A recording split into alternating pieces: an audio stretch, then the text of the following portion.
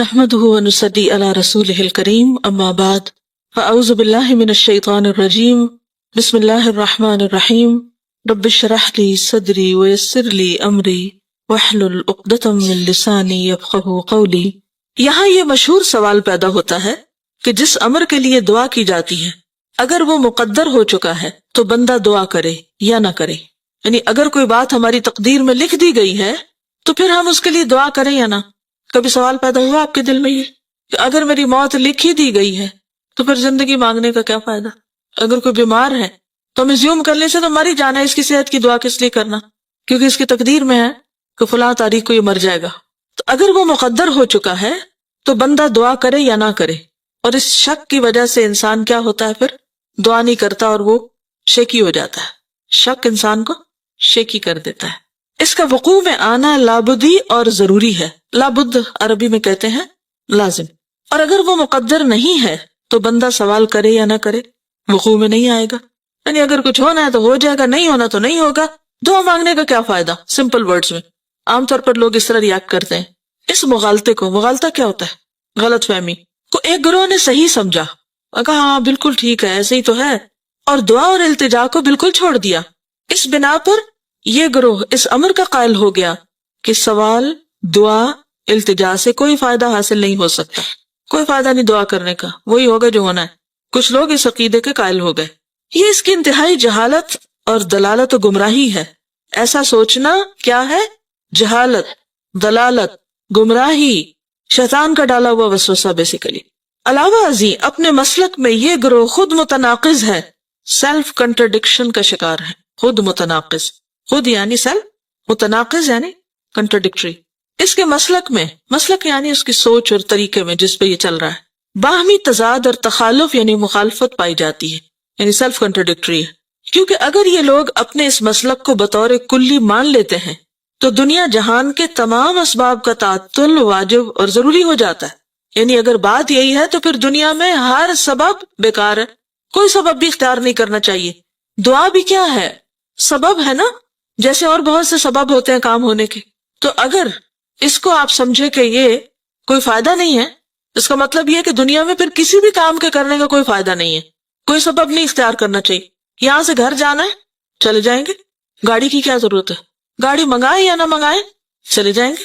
بھوک لگی تقدیر میں ہوگا، کھانا مل جائے گا، کچھ کوشش کریں یا نہ کریں کوئی فرق نہیں پڑتا، جو ہونا ہے ہو ہی جائے گا۔ اس مسلک کے قائل سے کہا جائے کہ اگر سیری اور سیرابی تیرے لیے مقدر ہو چکی ہے تو وہ ہو کر رہے گی، تو کھائے یا نہ کھائے، پانی پیے یا نہ پیے، اور مقدر نہیں ہے تو ہرگز سیری اور سیرابی حاصل نہ ہوگی۔ اسی طرح اگر اولاد تمہارے مقدر ہو چکی ہے تو وہ یقیناً ہو کر رہے گی۔ اپنی بیوی باندی سے خلوت و ہم بستری کرو یا نہ کرو، یعنی شادی کرو یا نہ کرو، اور مقدر نہیں تو ہرگز اولاد نہ ہوگی، خلوت و ہم بستری کرو یا نہ کرو، پھر تمہیں نکاح کی یا باندی کی کیا ضرورت ہے؟ دنیا کے سارے اسباب اور اسباب کے سارے سلسلے کو اسی طرح سمجھنا چاہیے۔ کیا اس خیال کے آدمی کو عقل مند، بلکہ عقل مند تو کیا انسان بھی کہا جا سکتا ہے جو یہ سوچے؟ جبکہ حیوانات اور چوپائے تک وہ اسباب فطرتاً مہیا کرتے ہیں جن سے ان کی بقا اور زندگی وابستہ ہے۔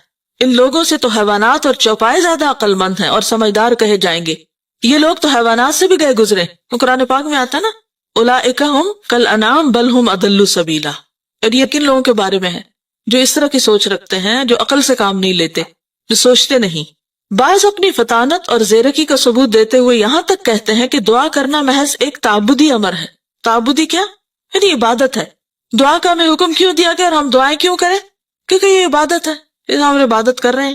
اللہ تعالیٰ دعا کرنے والے کو صرف اجر و ثواب عطا فرماتا ہے، یعنی فائدہ کو نہیں، ہونا مانا کچھ نہیں، بس ثواب مل جائے گا۔ حصول مطلب میں دعا کا کوئی اثر اور دخل نہیں۔ ان زیرک طبع انسانوں کے نزدیک قلب و زبان سے دعا یا التجا کرنے نہ کرنے میں حصول مطلب کے لیے کوئی فرق نہیں۔ زیرک طبع کا کیا مطلب ہے؟ یعنی بڑے سمجھدار ہوشیار ہیں اور اسمارٹ، یعنی اپنے آپ کو بڑا عقل مند سمجھتے ہیں، تو انہوں نے یہ فلسفہ ایجاد کر رکھا ہے۔ ایک گروہ جو اس سے زیادہ زیرکی اور دانائی کا مدعی ہے، یعنی ایک ان سے بھی آگے ہے، کہتا ہے کہ حصول مطلب و مدعا اور قضاء حاجت کے بارے میں دعا ایک علامت اور نشانی کا حکم رکھتی ہے۔ اس سے جسٹ سمبل، یعنی دعا کی ریالٹی کچھ نہیں، ایک سمبولک چیز ہے۔ کسی بندے کو دعا کی توفیق میسر آئی تو اس کی حاجت روائی اور حصول مدعا کی علامت ہے، یعنی اگر کوئی دعا کرے گا تو سمجھو کہ اس کے مطلب پورا ہونے والا ہے۔ اس کی مثال ایسی ہے کہ موسم برسات میں تم سیاہ بادلوں کی گھٹائیں اور سرد ہوائیں دیکھتے ہو تو یہ اس امر کی دلیل ہے کہ برسات ضرور ہوگی. یعنی دعا کیا ہے؟ بادل کی طرح. اگر دعا ہو گئی تو کیا ہوگا؟ مطلب یہ کہ معاملہ حل ہونے والا ہے. جیسے بادل آئے تو سمجھو کہ بارش آنے والی ہے. ان لوگوں کے نزدیک طاعات عبادات کے اجر و ثواب اور کفر اور معاصی کے عقاب اور عذاب کا بھی یہی حکم ہے. کفر اور معاصی کیا؟ معاصی کس کو کہتے ہیں؟ گناہوں کو. عقاب کیا ہوتا ہے؟ سزا. اور عذاب کا بھی یہی حکم ہے. وہ کہتے ہیں کہ اطاعت اور عبادات، کفر و عصیان محض اجر و ثواب، عقاب و عذاب کی علامتیں ہیں اور کچھ نہیں، کیونکہ یہ چیزیں ثواب اور عذاب کے اسباب نہیں ہیں. ان کے نزدیک غلط کرو، برا کرو، اچھا کرو، نیک کرو، بد کرو، ہونا مانا کچھ نہیں، سبھی برابر ہے. تو وہ عمل کو بھی سبب نہیں سمجھتے. کس کا؟ جنت میں جانے کا. ان لوگوں کے نزدیک کسی چیز کو توڑنے سے ٹوٹ جانے، جلانے سے جل جانے، قتل کرنے سے قتل ہو جانے کا بھی یہی حکم ہے، کیونکہ یہ چیزیں ان امور کے لیے حتمی اسباب نہیں. وہ کہتے ہیں ضروری نہیں کہ کوئی چیز توڑے تو ٹوٹ ہی جائے، جلائے تو جل ہی جائے، قتل کرے تو قتل ہو بھی جائے، کہ ضروری نہیں کہ ایسا ہو. کبھی نہیں بھی ہوتا. کئی لوگ باریک بحثیں کرتے ہیں نا، اب آپ ان سے کہیں کہ یہ کریں تو کہتے ہیں ضروری ہے کہ ایسا کرے تو ہو جائے. مثلا آپ کسی بچے سے کہیں کہ پڑھو، مجھے کیا ضرورت ہے پڑھنے کی؟ کیا سارے پڑھنے والے پاس ہوتے ہیں؟ تو اس سے کیا پوچھنا چاہیے کہ نہ پڑھنے والے کب پاس ہوئے؟ اصل میں یہ ان مبالغہ آرائیوں میں سے ہے جب لوگ کہتے ہیں نا کہ ہم نے تو پڑھا ہی نہیں اور ہم پھر بھی پاس ہوئے. اس نے تو پڑھا ہی نہیں، اس نے تو کچھ کیا ہی نہیں اور اس کا سب کچھ ہو گیا. ہر وقت چانس اور اس طرح کی نا خیالی دنیا میں جیتے ہیں اور اسباب اختیار نہیں کرتے. تو ایسی جھوٹی باتیں بھی عام نہیں کرنی چاہیے. اس کا آخر مقصد کیا ہوتا ہے؟ بعض مائیں بڑے پراؤڈلی کہتی ہیں میں نے تو اپنے بچے کو کبھی پڑھتے دیکھا ہی نہیں، پھر بھی اس کی فرسٹ ڈویژن آ جاتی ہے. کیا آپ اس کو ہر وقت دیکھتی ہیں؟ سائے کی طرح اس کے ساتھ ہے. آپ کو کیا پتا کہ اسکول میں پڑھ لیتا ہوگا یا خود کسی وقت پڑھتا ہوگا؟ یا یہ کیسے ہو سکتا ہے کہ ایک شخص کچھ بھی نہ پڑھے اور پھر بھی وہ بہت اچھی طرح کامیاب ہو؟ اس طرح کی باتیں پھیلانا بھی ایک جرم ہے. کیوں؟ اس سے دوسروں کو کیا ملتا ہے؟ کون سا سبق؟ کچھ نہ کرو، کوئی فائدہ نہیں کچھ کرنے کا. اور ہماری قوم میں خاص طور پر یہ بات بہت عام ہے. محنت کا درس دینے والے بہت کم ہیں اور خیالی دنیا میں رہنے والے، خیالی پلاؤ پکانے والے بہت ہیں. خوش فہمیوں میں جینے والے. کچھ کرو نہ کرو ہو ہی جائے گا، جنت بھی ایسے ہی مل جائے گی اور دنیا میں بھی کچھ محنت کی ضرورت نہیں. تو دنیا میں کیا واضح فرق نہیں ہے پھر ہم میں اور ترقی یافتہ قوموں؟ وہ بائی چانس تو نہیں ترقی کر گئے، انہوں نے سخت محنت کی ہے، محنت کر کے اپنی دنیا بنائی. اور ہم صرف خیالوں میں جیتے ہیں کہ ہو ہی جائے گا. اور امتحان دینے میں بھی ہمارا طریقہ کار کیا ہوتا ہے؟ کیا کرتے ہیں؟ چانس پہ. ہر چیز چانس پہ ہے ہماری. لیکن کچھ لوگ تو بڑے عقل مند ہوتے ہیں، وہ ہر چیز چانس پہ نہیں رکھتے. مگر ایسے لوگ کم ہیں، کیونکہ یہ چیزیں ان امور کے لیے حتمی اسباب نہیں، کیونکہ ان چیزوں میں اور ان امور میں کوئی ترتیب و تعلق نہیں، محض ایک عادتی ربط و تعلق ہے. وہ کہتے ہیں بس یہ ایک عادت ہے، دیا سلائی جلاؤ تو آگ جل جاتی. کوئی ایسا اثر اور ایسا تعلق اور ربط نہیں جو بطور سبب اور علت کے ہو. وہ کہتے ہیں کہ یہ سبب نہیں کہ چیز پھینکے تو ٹوٹ جائے. وہ کیا کہتے ہیں؟ بس یہ عادت ہے، ایسا ہو جاتا ہے.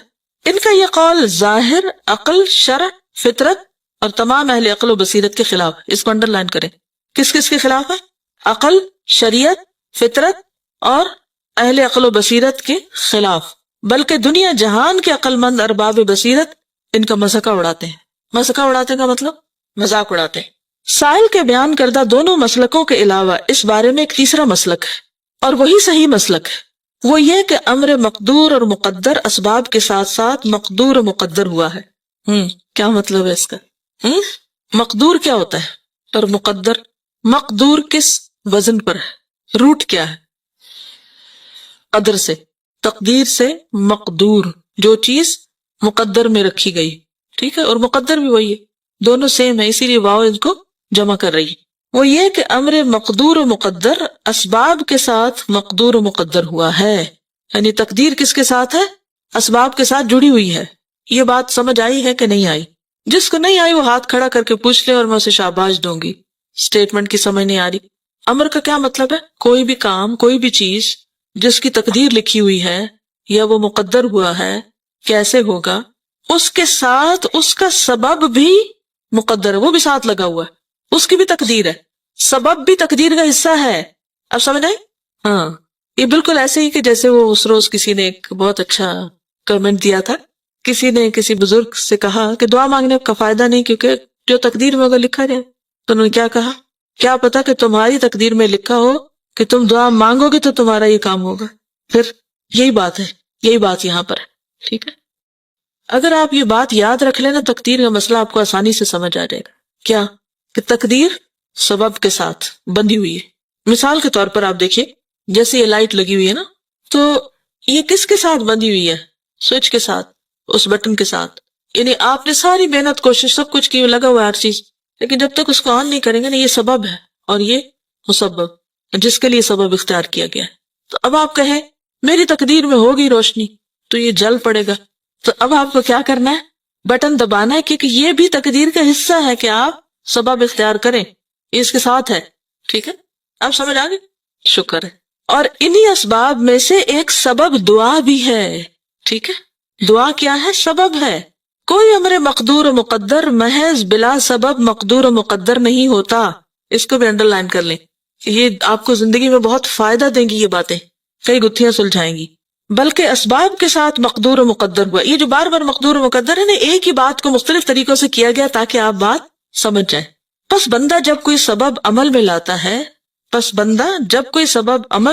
ہے، اس سبب کے ساتھ، یعنی جب کوئی سبب اختیار کرتا ہے، اسے بٹن آن کرتا ہے، تو اس سبب کے ساتھ جو امر مقدور و مقدر ہے وہ بھی وقوع میں آ جاتا ہے، یعنی لائٹ جل پڑتی ہے. ٹھیک. اور سبب عمل میں نہیں لاتا تو اس سبب کے ساتھ جو امر مقدور و مقدر ہے وہ بھی وقوع میں نہیں آتا. ٹھیک ہے. مثلا سیری و سیرابی، کھانے پینے کے ساتھ، اولاد ہم بستری کے ساتھ، کھیتی اناج زمین پر دانے بونے کے ساتھ، اور جانور کی جان نکلنا ذبح کرنے کے ساتھ مقدور و مقدر ہے. اور یہی تیسری قسم صحیح اور حق ہے. ٹھیک ہے. اس تیسری قسم کے سمجھنے سے سائل محروم ہے. کون سا سائل؟ وہ جس نے سوال کیا تھا، اسے اس کے سمجھنے کی توفیق ہی میسر نہیں ہوئی.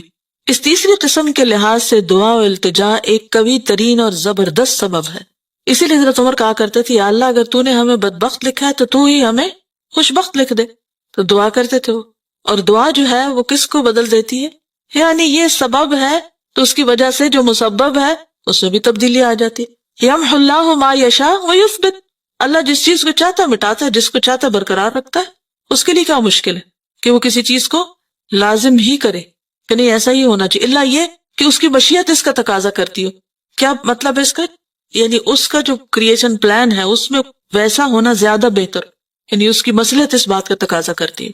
اور یہاں سے اللہ تعالیٰ کی اتھارٹی بھی پتہ چلتی ہے. ٹھیک ہے. تو بعض اوقات سبب اختیار کرتے ہیں لیکن اس کے باوجود الٹیمیٹ اتھارٹی اللہ ہی کے پاس ہے کہ وہ وہاں سے اس کو آگے ہونے دے یا نہ ہونے دے. کیونکہ اگر وہاں چیک اینڈ بیلنس نہ ہو اور ہر چیز ہمارے ہلانے سے ہل جائے تو پھر کیا ہو؟ اگر ہم کہیں یا اللہ بارش ہو اور جو باہر لوگ ہیں کہ یا اللہ بارش بالکل نہ ہو، نظام درہم برہم ہو جائے سارا. تو اس لیے وہاں چیک اینڈ بیلنس ہونا بہت ضروری ہے کہ یہاں سے جو دعا اٹھی ہے، سبب آیا ہے، کیا اس کو نافذ ہونے دیا جائے اور وہ چیز ہو جائے جو یہ چاہ رہا ہے. اور اگر یہ ہو گئی اور ان کے سروں پہ آ گری تو پھر بنے گا کیا؟ تو یہ جو اللہ نے اتھارٹی اپنے ہاتھ میں رکھی، یہ بھی اس کی رحمت ہے. عام طور پہ لوگ تقدیر کو نعوذ باللہ اللہ کا ظلم قرار دیتے ہیں کہ اللہ نے تو ہمارے ہاتھ باندھ دیا، ہم تو کچھ کر ہی نہیں سکتے. تو یہ اللہ کی طرف سے ظلم نہیں ہے بلکہ کیا ہے؟ اس کی رحمت ہے کہ اللہ اپنے بندوں پر ہمیشہ مہربان ہے. جب کوئی ہماری دعا سن لی جاتی ہے تو بھی اس کی مہربانی ہے، اور اگر نہیں سنی جاتی تو بھی اس کی مہربانی. کس طرح؟ کہ یہ بندہ ابھی 4 دن اور مانگے نا ذرا، کیونکہ اگر ابھی اس کو یہ چیز مل گئی جو یہ مانگ رہا ہے تو کیا ہوگا؟ یہ مجھے بھول جائے گا. اور جو کچھ پھر بندہ مانگتا رہتا ہے تو کیا خیال ہے کہ وہ ضائع ہوتا چلا جاتا ہے، وہ جمع ہوتا رہتا ہے. ہم یہاں پریشان ہیں کہ سنی نہیں جا رہی، اور وہاں اتنا کچھ جمع ہو رہا ہے کہ قیامت کے دن جب انسان اس حصے کو دیکھے گا اعمال نامے کے جو دعاؤں کے اجر پر مشتمل ہوگا تو تمنا کرے گا کاش دنیا میں میری ایک دعا بھی قبول نہ ہوتی اور یہ سب مجھے آج ملتا. تو اس لیے مانگنے کی توفیق مانگے، کبھی بھی مانگ کے مایوس نہ ہو. اگر کوئی چیز نہیں مل رہی، نہیں آ رہی، اس میں بھی خیر ہے، اس میں بھی بھلائی ہے. ان مع العسر یسرا. بعض اوقات ہم روتے ہیں، پریشان ہوتے ہیں، لیکن معلوم نہیں ہماری دعاؤں کی وجہ سے کتنی ہمارے گناہ جڑ جائے. ہماری جب دعائیں بہت قبول ہونے لگتے تو ہم آپ کو بڑی چیز سمجھنے لگتے.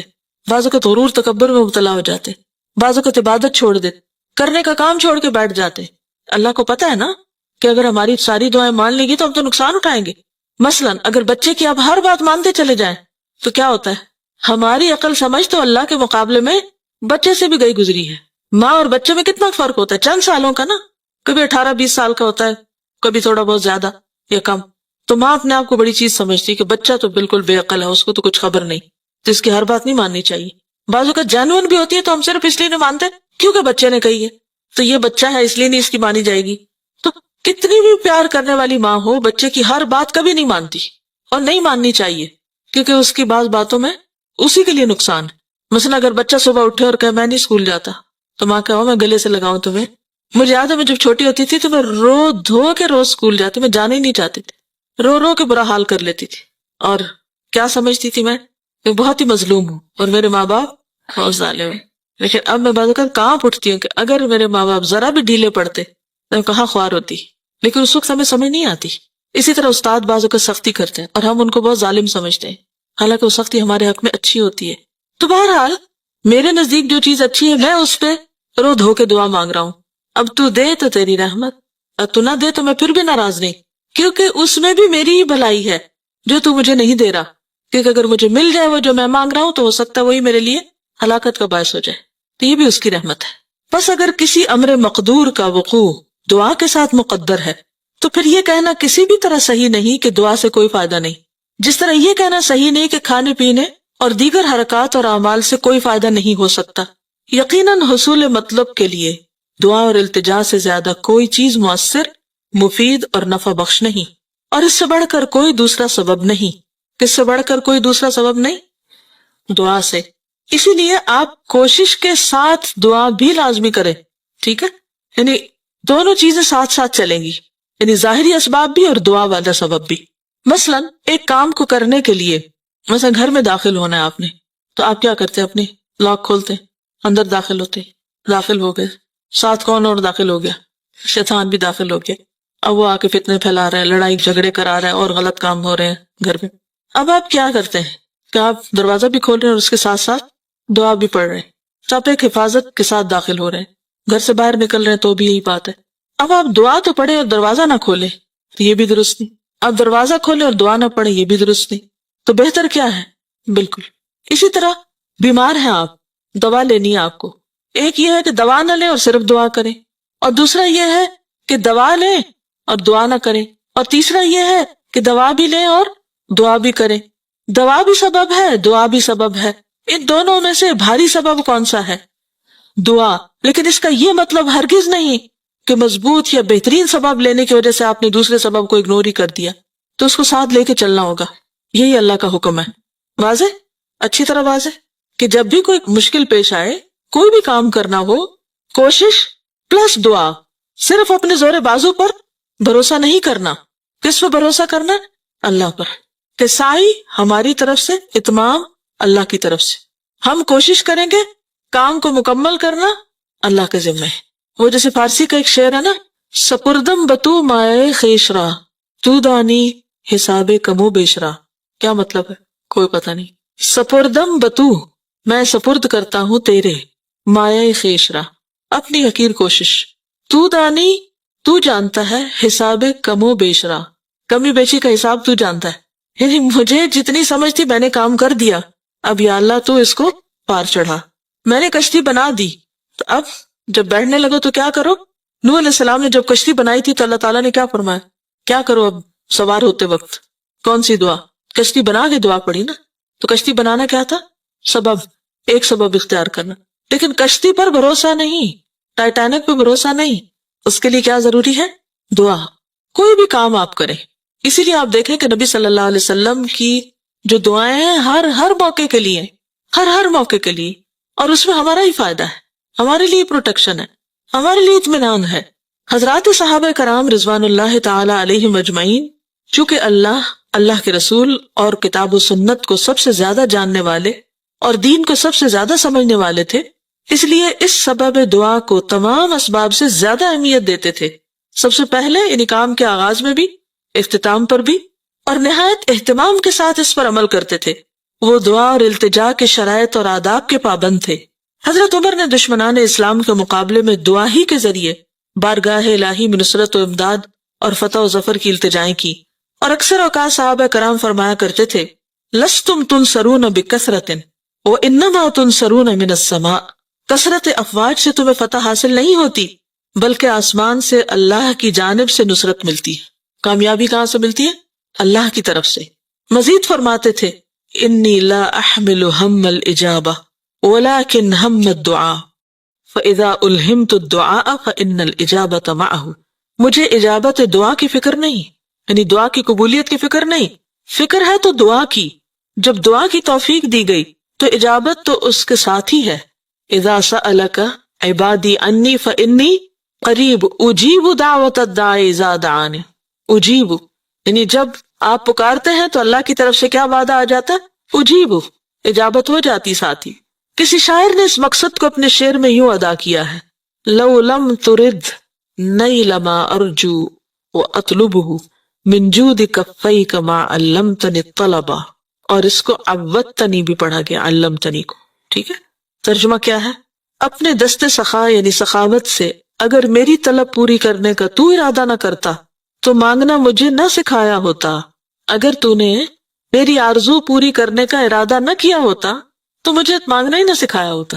اس کا مطلب یہ کہ تو میری آرزو پوری کرنا چاہتا ہے، میری مراد پوری کرنا چاہتا ہے، اسی لیے تو مجھے دعا کا حکم دیا اور دعا کرنا بھی سکھایا. تو جو تو نے سکھایا اس کو میں کیوں نہ اختیار کروں؟ جی بالکل. حضرت آدم علیہ السلام کو جب احساس ہوا کہ ان سے غلطی ہو گئی تو انہوں نے کیا کہا؟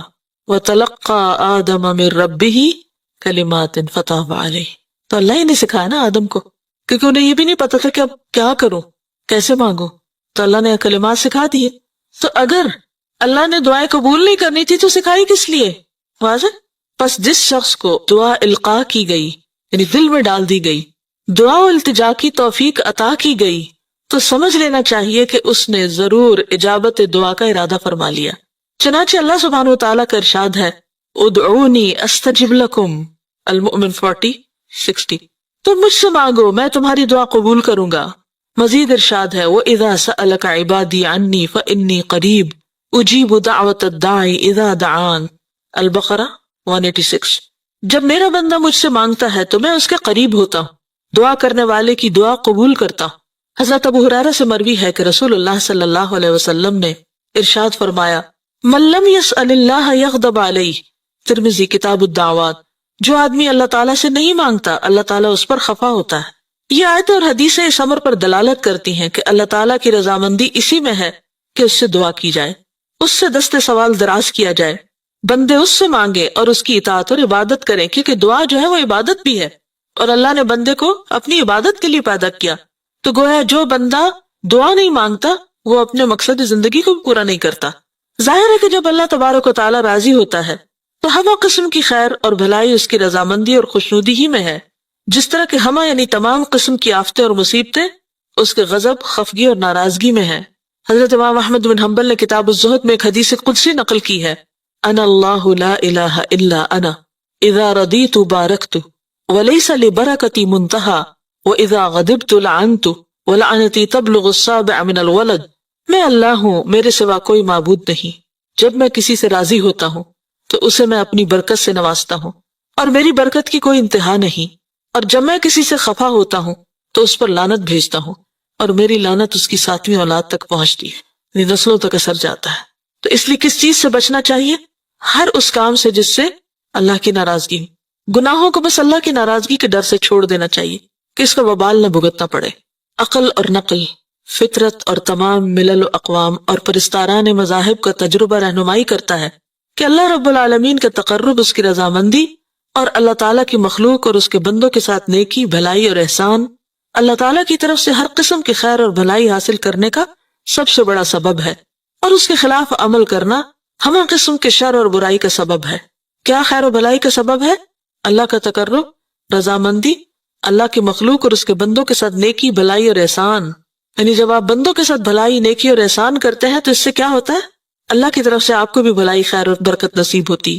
اور اگر آپ کسی کو ستا رہے ہیں، کسی کے خلاف سازشیں کر رہے ہیں، کسی کو برا بھلا کہہ رہے ہیں یا برا ثابت کرنے کی کوشش کر رہے ہیں یا الزام تراشی کر رہے ہیں یا غیبت کر رہے ہیں یا کسی طرح کسی کو نقصان دینے کی کوشش کر رہے ہیں، ہو سکتا ہے اس شخص کو پتہ ہی نہ ہو جس کے پیچھے آپ پڑے ہوئے ہیں، لیکن یاد رکھیے جو آپ کسی کے لیے کر رہے ہو سارا آپ پہ پلٹے گا، سب آپ کے سر پہ آئے گا.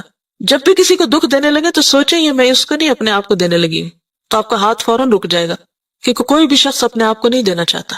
بعض اوقات ایسا ہوتا ہے نا کہ غصے میں آ کے ہم بڑے بڑے غلط ارادے کر لیتے ہیں کہ ایسی تیسی میں فلاں کی یہ کر دوں گی، وہ ہو جائے گا، اور پھر بری بری باتیں سوچتے ہیں اور پھر اس کے خلاف مہم چلا دیتے. کوئی بھی جو کسی کے خلاف مہم چلاتا ہے خود نہیں بچ سکتا، اس سے خود لپیٹ میں آتا ہے. یہ پکی بات ہے، یہ اللہ کی ناراضگی کا سبب ہے. اور جب اللہ کی ناراضگی ہوتی تو اللہ کی رحمتوں سے بندہ دور ہوتا چلا جاتا ہے. تو ہر وقت اس بات کو سوچنا چاہیے کہ ہم کس طرح کسی کی بھلائی کریں. پس تم انعامات الہی اور اس کی نوازشات سے اسی قدر بہرہ ور ہو سکتے ہو اور اسی قدر اس کی خفگی اور ناراضگی سے دور رہ سکتے ہو جس قدر تم اس کی اطاعت و فرما برداری کرو گے اور اس کا تقرب حاصل کرو گے اور اس کی مخلوق اور بندوں کے ساتھ احسان اور صلہ رحمی کرو گے. وآخر دعوانا الحمدللہ رب العالمین. سبحانک اللہم و بحمدک نشہد ان لا الہ الا انت نستغفرک و نتوب الیک. السلام علیکم ورحمۃ اللہ.